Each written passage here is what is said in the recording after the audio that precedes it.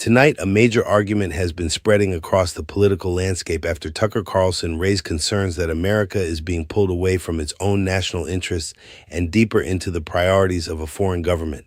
Look, as I said, I don't think that Trump is in control. I don't think Trump is making these decisions. I know he's not, because I was present in the run-up to this. He's not making these decisions, and I feel sorry for him, as I've said. I'm not an anti-Semite. I don't hate Israel.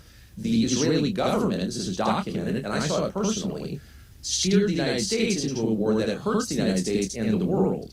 I'm offended by that. I didn't want it, and I'm mad about it now. I have every right to feel that way. That does not make me an anti-Semite, despite your insinuation. Because I think it's important to push back against slurs like that, because they limit our ability to understand what's actually happening. This is not an attack by Jews on the United States. This is Benjamin Netanyahu moving the United States to do something he thinks will benefit him, but that does not benefit us. It's that simple. What has intensified the backlash is not just the claim itself, but the reaction to it. Supporters of Carlson argue that the moment anyone questions America's relationship with Israel, Netanyahu's influence, or the role of lobbying and political pressure, the debate is quickly shut down with one label: anti-Semitic. They say that label is being used too broadly, not always to expose real hatred, but often to silence political opposition, intimidate critics, and make certain subjects untouchable. For many Americans, the core issue is not ethnicity, it is not hatred, it is not religion, it is power. Who influences policy? Who benefits from endless foreign commitments? Why does America keep spending money, energy, weapons, and attention overseas while its own cities decline, its own people struggle, and its own problems remain unresolved? That is why this conversation is growing. A lot of citizens believe America should not be in the business of prioritizing foreign conflicts while facing division, debt, corruption, economic pressure, and social breakdown here at home.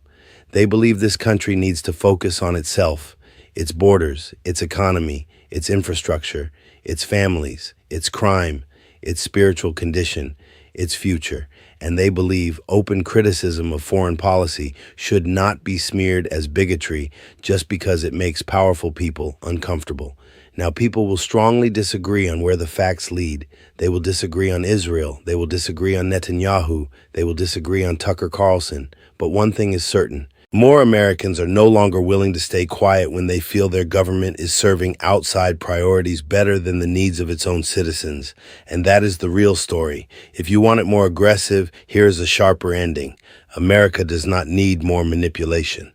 America does not need more censorship.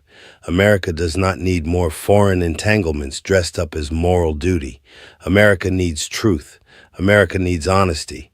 And above all, America needs to put its own house in order before being dragged any further into battles that do not solve the suffering of its own people. Hit that subscribe at the top of your screen. I saw all this before. Warm mothers, they love going into war. They love going into war. These people are wild. They risking the